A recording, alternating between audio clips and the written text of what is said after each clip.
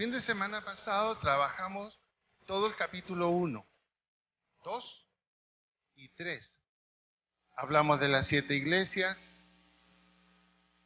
hablamos que en el Asia Menor, en el primer año de la era cristiana, no habían solamente 7 iglesias en Asia, sino que simplemente era un número representativo de un gran número de iglesias que habían en el Asia, es decir, todas las iglesias conocidas en ese tiempo. Y comenzábamos a ver también que Apocalipsis es la revelación acerca de los últimos tiempos, de los cuales ya había hablado el profeta Oseas en el capítulo 4, del 1 al 4, donde hablaba de las condiciones en que el mundo estaría en los últimos tiempos. Entonces, agregábamos que el hecho de que aún el Antiguo Testamento ya hablaba de los últimos tiempos, 700 años antes de Cristo, el profeta Oseas, Jesús dio más información sobre los últimos tiempos. Hablábamos de Mateo 24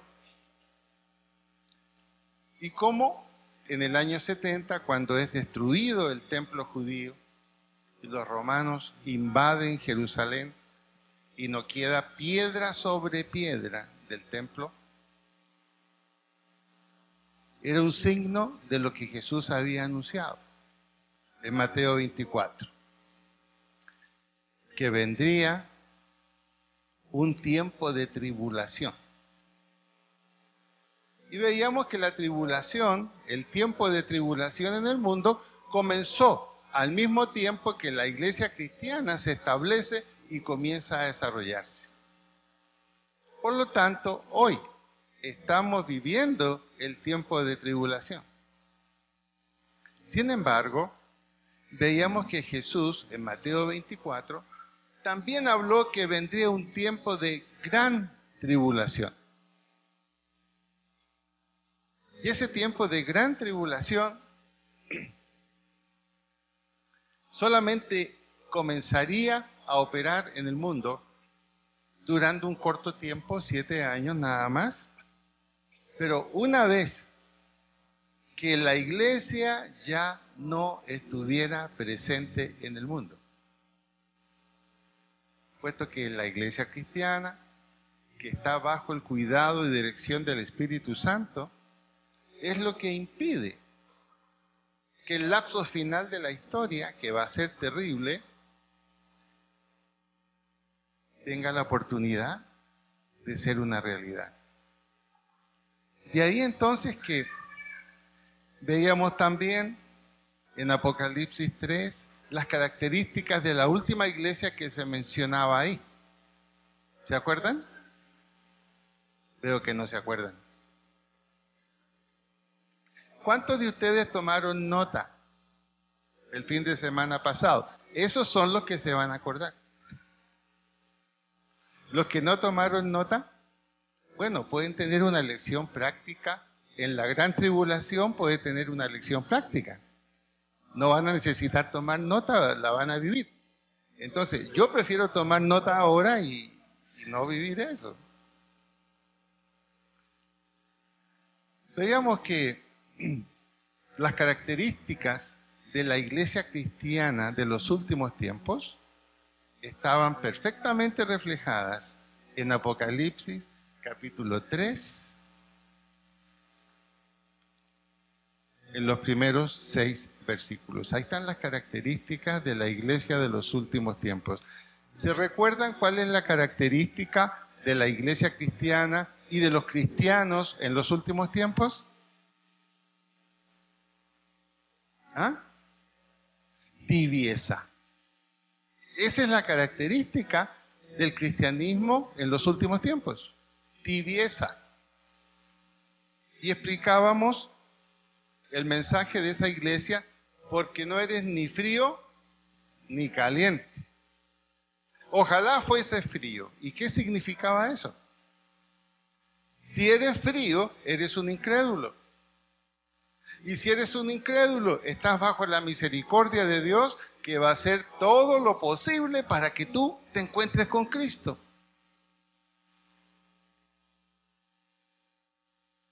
Si eres caliente, eres entonces un creyente, un cristiano que está viviendo como debe ser la vida cristiana.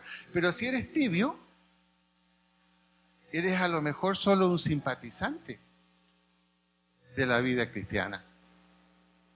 De pronto has tomado solo algunas partes de lo que es el compromiso cristiano y otros no. Entonces dice allí, los tibios los vomitaré de mi boca. Estamos repasando. ¿Y qué significaba te vomitaré de mi boca? Es decir, que el Señor no va a tener palabras amables en su boca. ¿Y cuáles son las palabras amables? Jesús dijo, el que me confiesa delante de los hombres, yo lo confesaré delante de mi Padre.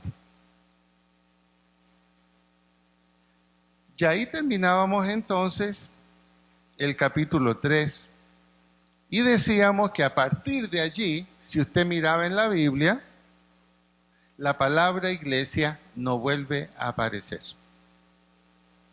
¿Por qué será? Del 4 hasta el 22 no aparece la palabra iglesia. Ni como palabra, ni como concepto, ni como una descripción. No aparece porque sencillamente ya no está. Entonces, los primeros 3 capítulos de Apocalipsis corresponden lo que le dijo el Señor Jesucristo a Juan. Escribe las cosas que has visto. Escribe las cosas que son. Ahí termina el capítulo 3. Lo que Juan vio personalmente y lo que estaba sucediendo en ese tiempo. Y luego la tercera le dice, y escribe las cosas que serán, las que todavía no han sucedido. Y eso será a partir del capítulo 4. Entonces, abramos nuestra Biblia en Apocalipsis capítulo 4. Yo le recomendaría, para que lo tenga como texto de estudio, los jóvenes están grabando en un CD estos sermones. Y en el CD usted lo puede escuchar y va a tener esta información que le va a ahorrar mucho tiempo de estudio.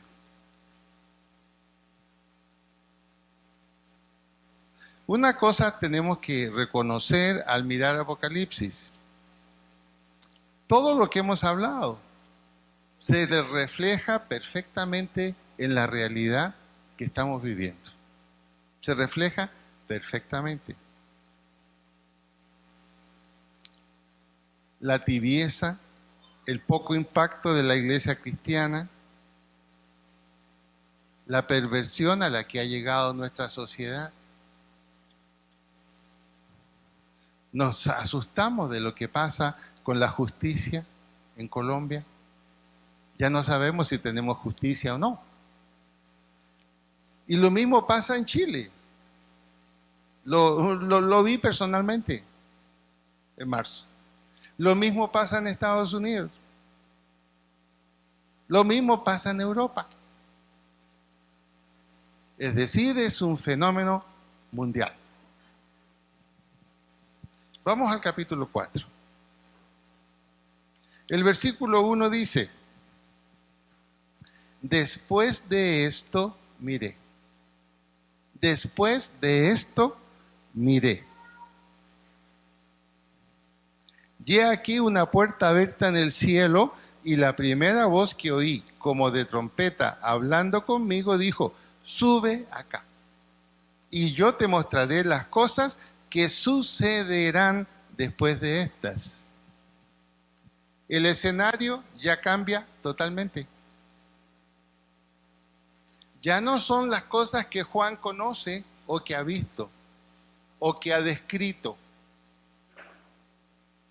Ahora son cosas que todavía no han sucedido. Y a él le serán mostradas en el escenario donde Dios está.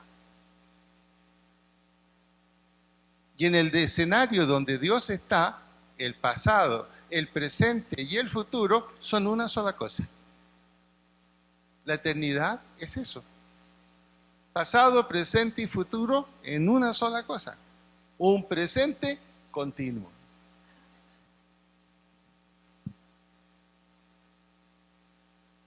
Alude entonces a que la iglesia ya no está, porque capítulo 2 y 3, su tema fue la iglesia y la vida de la iglesia. Y si aquí dice las cosas que sucederán después de estas, se refiere al escenario donde estaba presente la iglesia. Ya no está la iglesia ahora. Hermanos, ¿quién está en el mundo? Entonces, está en manos del hombre. Ya no hay una fuerza que detenga lo que tiene que venir. Y veamos cómo se va a desarrollar esto. Versículo 2. Leámoslo en voz alta. Y al instante yo estaba en el Espíritu, y he aquí un trono establecido en el cielo, y en el trono uno sentado. Yo estaba en el Espíritu, es decir, en una visión, no la realidad donde estaba Juan, una visión completamente diferente, y ve que hay un trono establecido, hay una autoridad que es la que está por encima de todas las cosas. Y en el trono hay uno solo que está sentado. Ahí se comprueba lo que decía el Antiguo Testamento. He aquí yo soy Dios de dioses, no porque hayan muchos dioses. Está diciendo, ¿hay alguno superior a mí? Nadie. Dios es la única y final autoridad en el universo. Y es lo que Juan está viendo aquí. 3. Y el aspecto del que estaba sentado era semejante a piedra de jaspe y de cornalina. Jaspe y cornalina. ¿Qué es el jaspe? El jaspe puede corresponder a un diamante que refracta todos los colores del espectro. Es del original, eso significa la palabra jaspe. Algo parecido a un diamante. Cuando Juan ve ese trono, lo que ve es una luminosidad de todos los colores. Imagínese un diamante. Cuando se aplica luz a un diamante, ¿qué se proyecta? Todos los colores. Y completamente luminosos. La cornalina es similar al rubí. Un rojo intenso. Similar al rubí. Y había alrededor del trono un arco iris. Por eso entonces se alude al diamante. Los colores del arco iris son los que Juan está viendo allí. Una luminosidad extraordinaria. Semejante en aspecto a la esmeralda. La esmeralda, el color de la esmeralda, es un matiz que tiene el arco iris. Ahora, ¿qué significan estos colores? Estos mismos colores que se reflejan en el arco iris están reflejando que Dios, como autoridad única en el universo, sentado en ese trono, es un Dios fiel. ¿Por qué razón? Porque Dios ha demostrado su fidelidad. Cuando terminó el diluvio, Dios, ¿qué le dijo a Noé? Observa, ¿ves ese arco iris? Ese arco iris es mi compromiso que no volveré a destruir al hombre con otro diluvio. Un diluvio universal. Esa fue la promesa que Dios hizo. ¿Y la ha cumplido o no? Claro que la ha cumplido. No ha vuelto a haber un diluvio universal. Pero viene la pregunta ahora, ¿qué sucederá en el mundo si ya no está esa fuerza espiritual que es la Iglesia y el Espíritu Santo? ¿Qué sucederá con todas las fuerzas de la naturaleza? ¿Qué sucederá con los deseos del hombre que ya no van a tener freno? ¿Qué podrá suceder? Vendrá en el mundo no un diluvio de agua. ¿Un diluvio de qué? Un diluvio de angustia, de temor, de miedo, de fracaso, de dolor, de miseria, de hambre, de muerte. Y ya lo comenzamos a ver. Esos turistas que entraron al museo en Túnez, ¿se imaginaban que iban a encontrar la muerte? No se lo imaginaban. Hágase la pregunta, ¿y por qué los mataron? ¿Cuál fue la razón? ¿Cuál fue la razón de matarlos? Porque no les robaron. Simplemente acabar con los que no piensan como ellos. Imagínense cuando tengamos aquí, y gracias a Dios no vamos a estar, por lo menos yo no. Imagínense cuando tengamos un poder que va a actuar de la misma manera a nivel mundial. O piensa como yo, o se muere. Eso es lo que va a hacer el anticristo, exactamente. Y habrá una religión mundial, como lo vamos a ver en Apocalipsis. Y el que no esté de acuerdo con esa religión mundial, al papayo con él.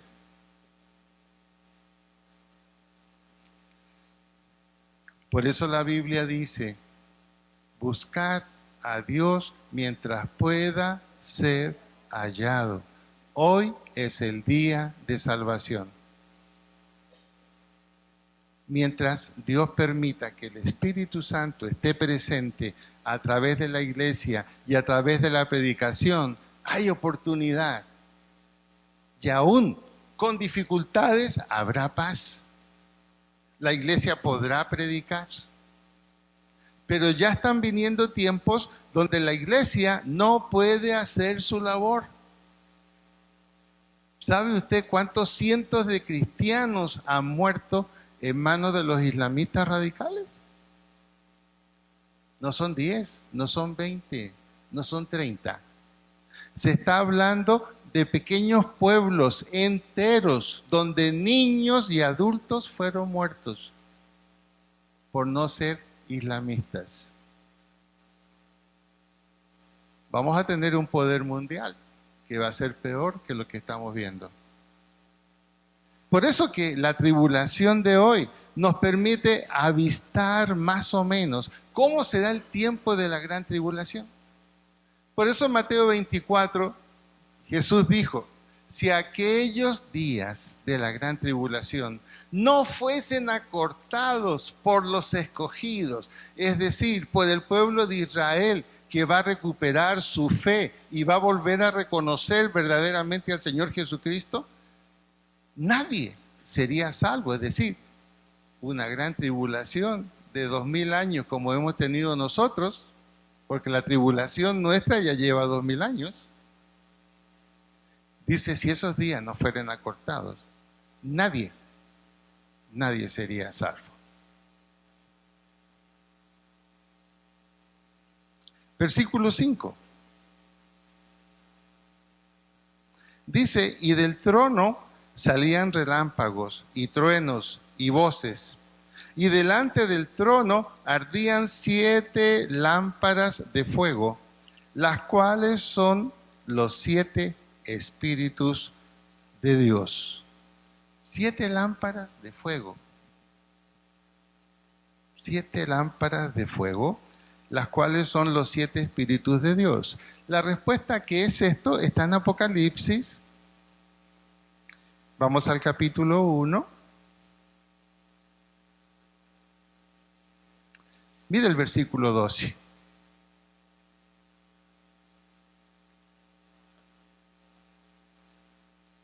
¿Ya lo encontró? Dice el apóstol Juan, en el comienzo de la visión.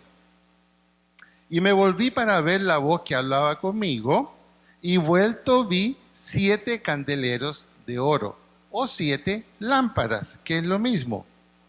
Y en medio de los 7 candeleros, a uno semejante al Hijo del Hombre, vestido de una ropa que llegaba hasta los pies y ceñido por el pecho con un cinto de oro.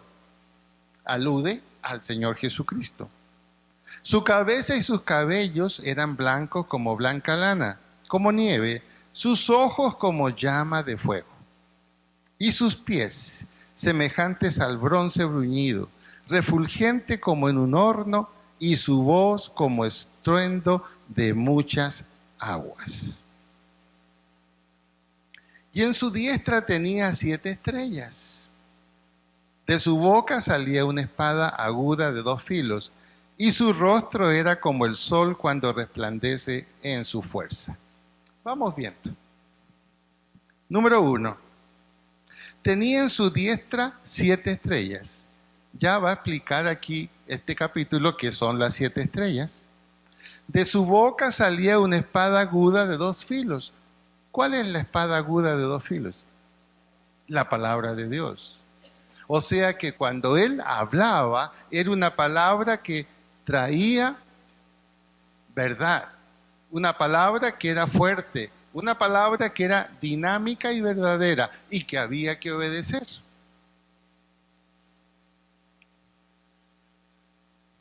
Y su rostro era como el sol cuando resplandece en su fuerza. Y Juan empieza a preguntarse, bueno, Señor, explícame, ¿qué es esto? ¿Qué significa esto? Porque Juan no entendía y estaba viendo. Y el Señor Jesucristo, que está dando la visión, va a explicar qué es eso. Versículo 20. Leamos en voz alta para que vea usted mismo el significado. El misterio de las 7 estrellas que has visto en mi diestra y de los 7 candeleros de oro. Las 7 estrellas son los ángeles de las 7 iglesias y los 7 candeleros que has visto son las 7 iglesias. En otras palabras, el ángel de la iglesia es el pastor.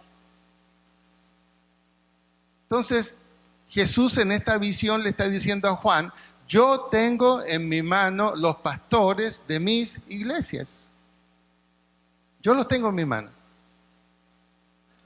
Y los candeleros que has visto, siga leyendo, son las 7 iglesias. Ahora, son lámparas, son candeleros que están vivos. Hay llama. No son lámparas apagadas. En las manos del Señor Jesús no existen las lámparas apagadas. Y Él se pasea en medio de las lámparas porque Él es el Señor de la iglesia. Y Él tiene en su mano a los pastores de sus iglesias y los apoya, los respalda, los corrige o los saca. Él tiene toda la autoridad. Es lo que está diciendo aquí. Eso le está mostrando a Juan. Ahora, volvamos al 4 y ya vamos a entender mejor lo que aquí decía.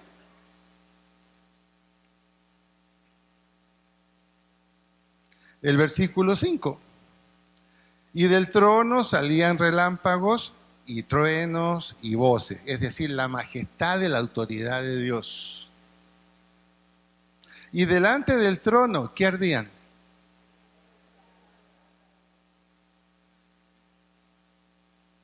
En ese momento, en la visión que Juan tiene, que ya son las cosas que van a suceder, ¿dónde están las iglesias de Cristo? ¿Dónde están? ¿Mm? ¿Están en esta realidad?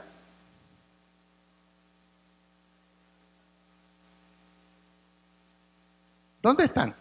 A ver, aprendamos. Vea el versículo 1 del 4. ¿Qué dice? Ok, una puerta abierta, ¿dónde? Del cielo. A Juan, ¿qué se le dijo? ¿Baja allá o sube acá? Entonces, ¿dónde están las iglesias ahora? Exacto, ya no están aquí. ¿Se fija el tremendo cambio que ya se produce a futuro?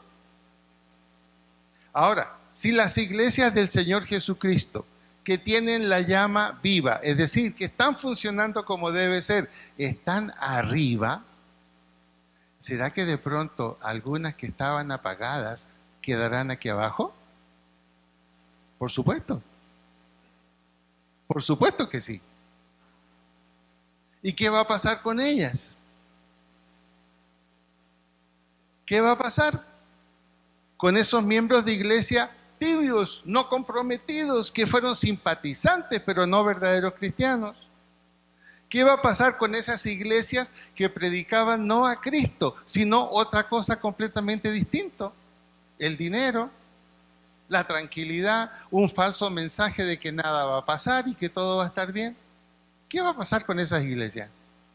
¿Se van a perder? ¿Cómo le parece? No. No se van a perder. Van a estar aquí durante la gran tribulación. Y lo que les va a convencer a esas iglesias y a esos pastores y a esos pseudo creyentes que se equivocaron. Porque van a ver que una multitud de creyentes que ellos conocen e iglesias que ellos conocieron vivas ya son edificios vacíos y los amigos ya no están. Entonces, ¿qué van a decir? Era cierto lo que nos decían. Era cierto lo que decía la palabra de Dios. Entonces, se van a convertir verdaderamente ahí. Pero ¿cuál es el problema? Hoy día nosotros somos salvos por gracia. Todo el dolor, todo el sufrimiento lo llevó Cristo en la cruz por nosotros. ¿Y a nosotros qué se nos pidió solamente? Cree en el Señor Jesucristo y serás salvo. Vive lo que dice la palabra de Dios. Pero en ese tiempo habrá un poder mundial que también será religioso y no va a estar de acuerdo con el mensaje cristiano. Entonces, si en ese momento yo digo, ahora sí quiero creer, ahora sí voy a vivir la vida cristiana, ¿cuál es el precio a pagar? La muerte. La muerte.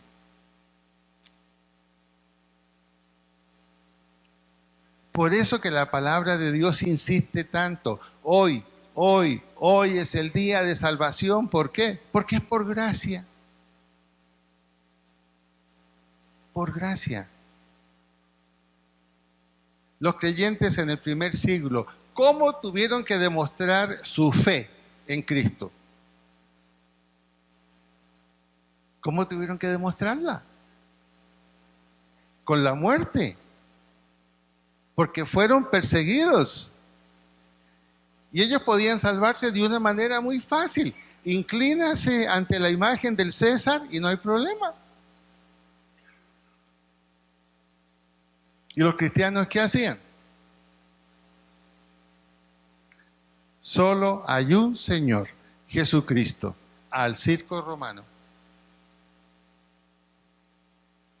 ¿Qué hacía Nerón con los cristianos? Los prendía como antorcha e iluminaba el circo con ellos.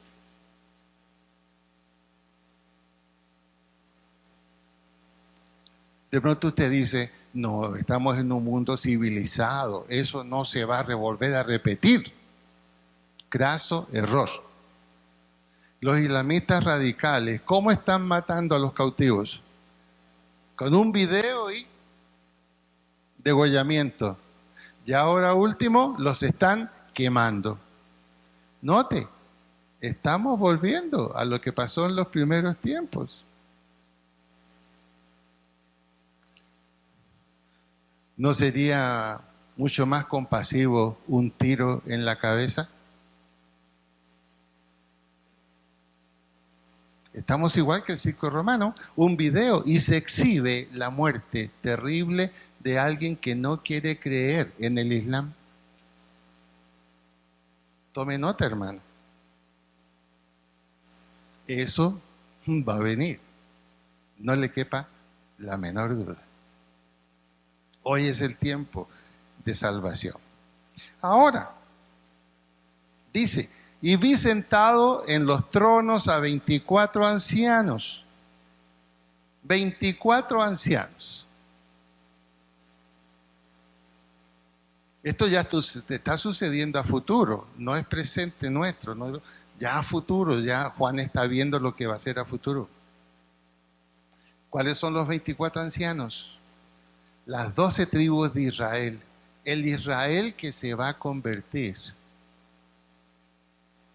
Y los 12 apóstoles del Cordero. ¿Cuánto es 12 más 12? La Biblia dice que Dios iba a ser un solo pueblo. Dios iba a ser un solo pueblo. De su pueblo escogido, los judíos y la iglesia. Ahí está representativamente. Ahora, mire cómo están. Vestidos de ropas blancas. El pecado ya no les alcanza. Han sido transformados, con coronas de oro en sus cabezas. ¿Cuál era la promesa del Señor Jesucristo en una de las iglesias de las 7 del capítulo 2 y 3? Era esta promesa: sé fiel hasta la muerte y yo te daré la corona de la vida. Ahí está la corona. Y esa corona significa autoridad.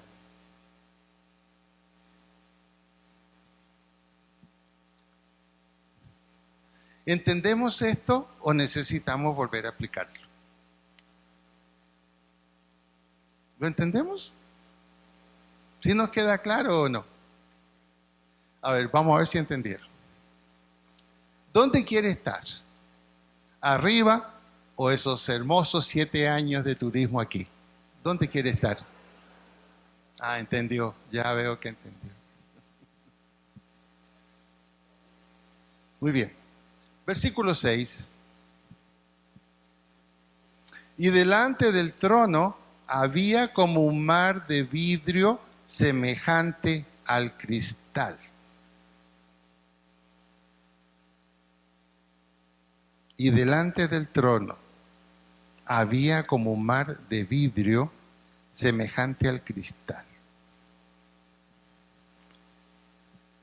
Si miramos Apocalipsis 21.1, que es una miradita en Apocalipsis 21.1, y después volvemos acá.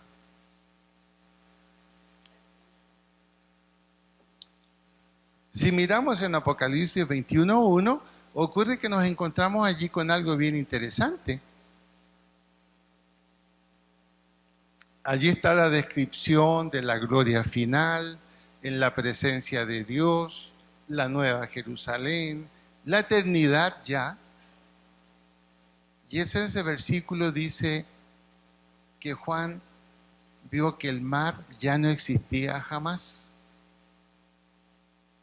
Entonces, si el mar ya no existía jamás, ¿a qué se refiere este versículo? La palabra mar que ocupa aquí significa un piso relumbrante. O sea, vi un piso relumbrante. Como esa canción que cantábamos antiguamente, Las calles de oro de la Nueva Jerusalén. Un piso relumbrante. Un piso relumbrante.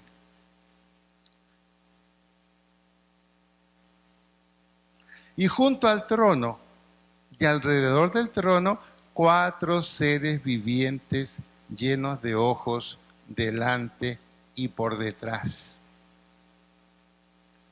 Los 4 ángeles especiales dedicados a custodiar el lugar de la máxima autoridad, el lugar donde está Dios. ¿Y qué significa?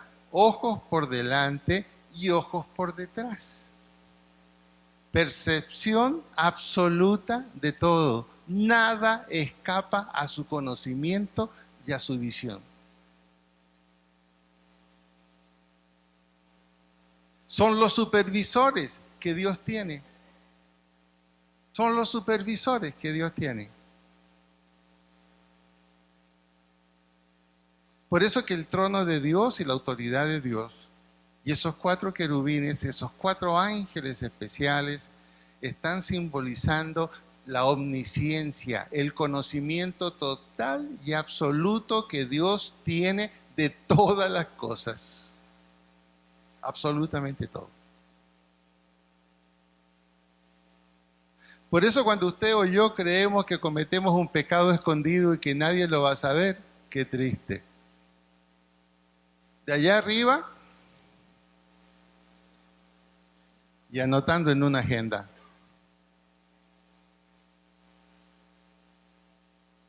Nada escapa. David lo dijo, Señor, iré a lo alto, ahí estás tú. Me voy a lo bajo, ahí estás tú. Me voy a lo escondido, y ahí estás tú. El hombre y la mujer lo experimentaron. Estaban escondidos. Y Dios les dijo, ¿dónde están? Y dice, y oyeron la voz de Dios. Es decir, que ya la voz se escuchaba bastante cerquita. Y oyeron la voz de Dios. Y Dios les dijo, ¿dónde están? Y dijo Adán, aquí estoy. ¿Y dónde estabas? Escondido. ¿Y por qué te escondiste? Nada escapa. Piense por un instante. Lo que usted piensa está en conocimiento de Dios. Lo que usted y yo decimos está en una grabadora inmensa que Dios tiene. Cuando la Biblia dice que seremos absueltos o condenados por las palabras que hemos dicho, Dios va a decir, mira, aquí está todo lo que dijiste. Aquí está todo lo que te propusiste hacer, incluso la traición que planeaste, mira, aquí está todo eso.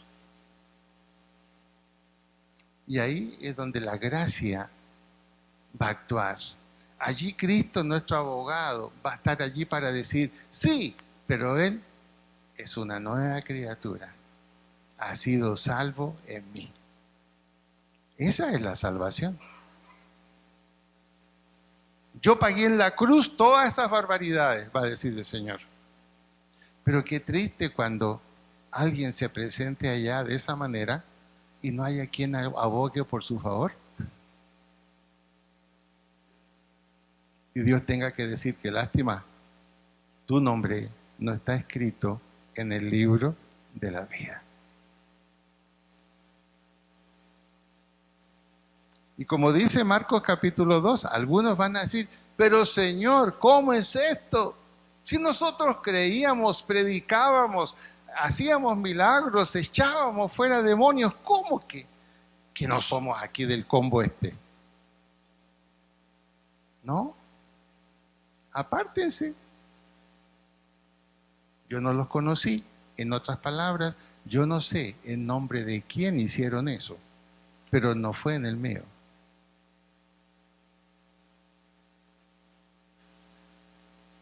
Alguien puede decir, uy, pero ¿y por qué el pastor nos asusta?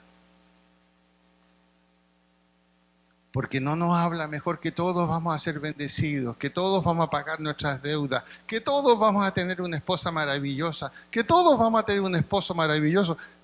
Sería mentirle.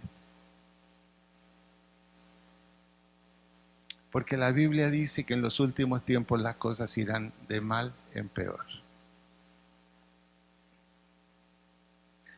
¿Usted ha leído a fondo las noticias? Hoy en día hay un fenómeno. Nadie quiere ver noticias. Nadie quiere ver noticias. Nadie quiere enterarse de cosas malas. Así que veamos programas alegres, que nos den un rato de alegría, que nos hagan dormir bien. No hablemos de cosas malas. Pero las cosas están malas y muy malas. Ayer estaba viendo una foto de la NASA del Sol. ¿Sabe qué descubrieron ahora? Que el Sol ya tiene zonas oscuras. ¿Qué significa que tiene zonas oscuras? Donde ya no arde. Ya no arde.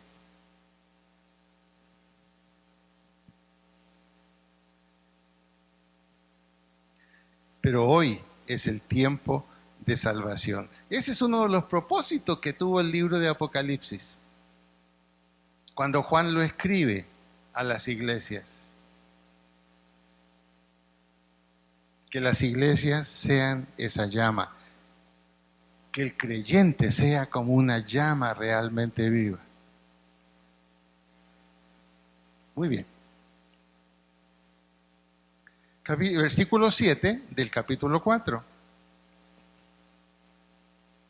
Aquí habla de los querubines, de estos 4 ángeles especiales.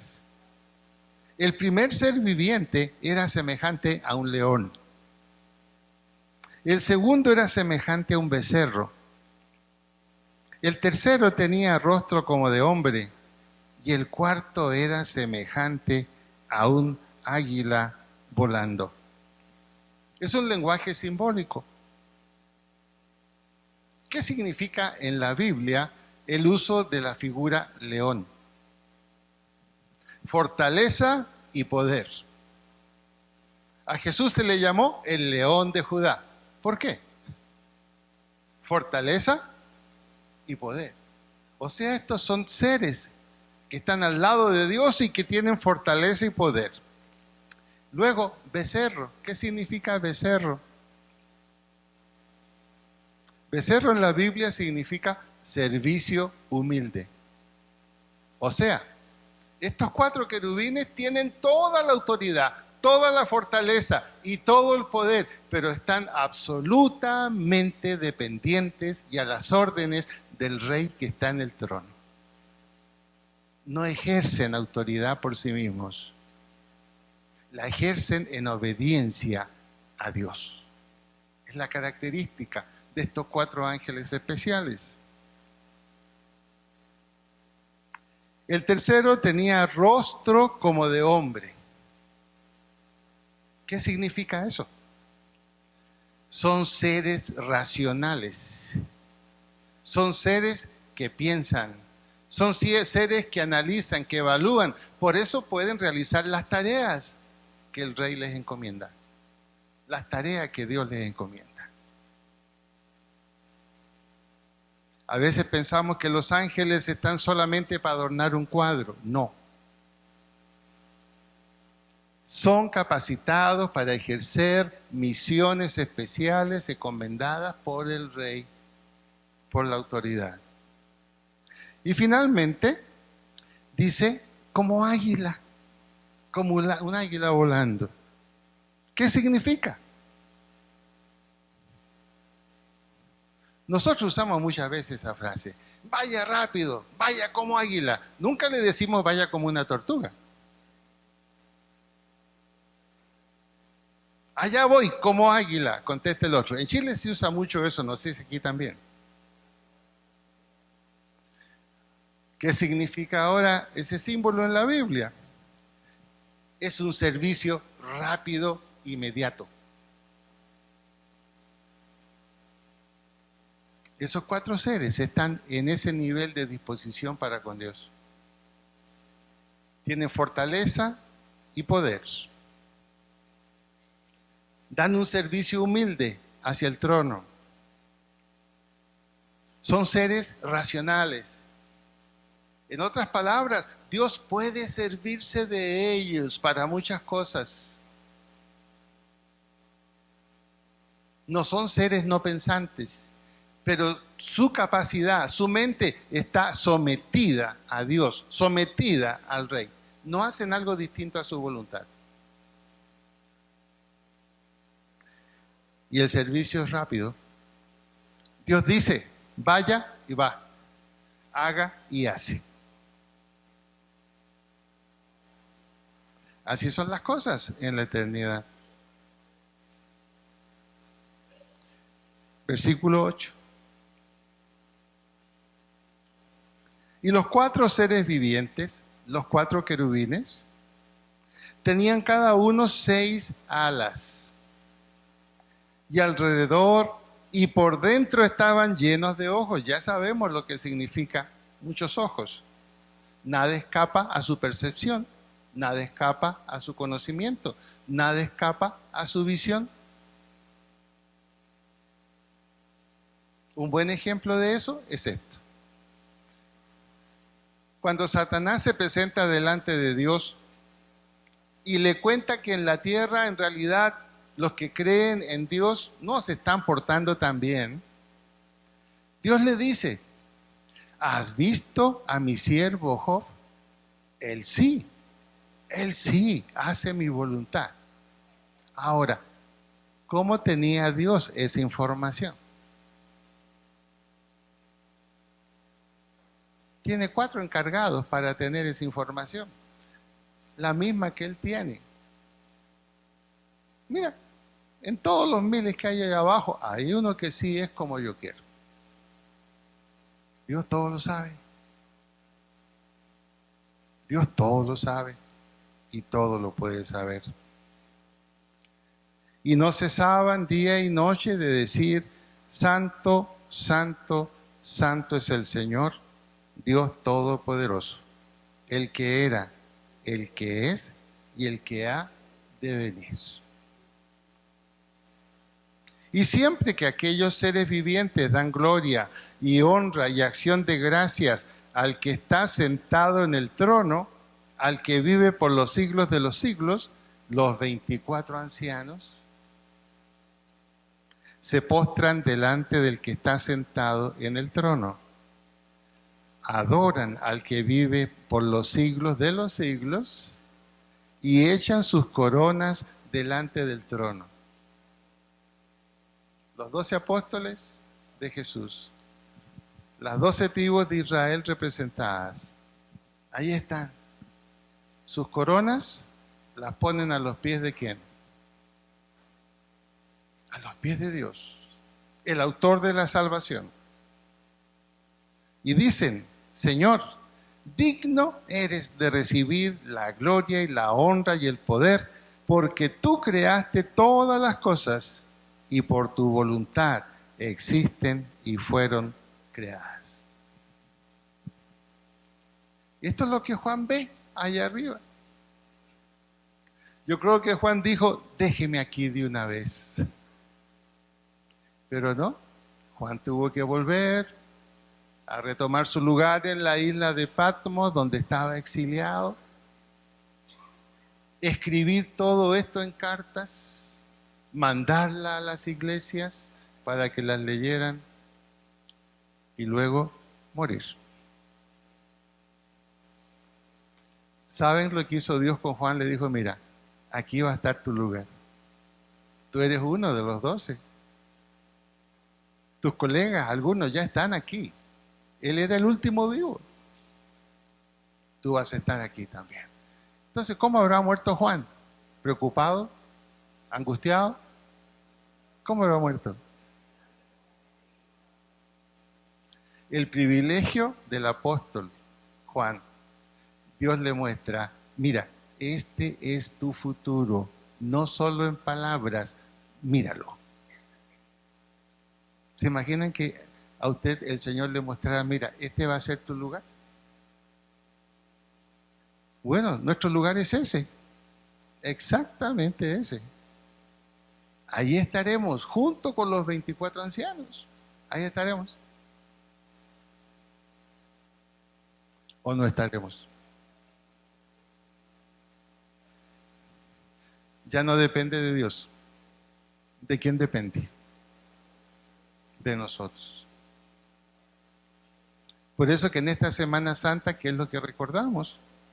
Que la obra de Cristo completa ya fue hecho. Él no tiene nada que agregar. Ya depende ahora de usted y de mí. Este capítulo, ¿a qué nos llama? Tenemos dos opciones y con esto terminamos. La opción de ser una lámpara que da luz o una lámpara que no da luz. Usted en su casa, ¿qué hace con una lámpara que ya no da luz? ¿Qué hace con ella? ¿Ah? La pone de adorno, mire, vean qué bonita es la lámpara. No da luz, pero mírenla qué bonita es. ¿Qué le va a decir un amigo? O sea, tonto, ¿cómo va a tener una lámpara que no alumbre, hombre? Pone una vela por lo menos. Bueno, queda el Señor con una lámpara que no alumbre.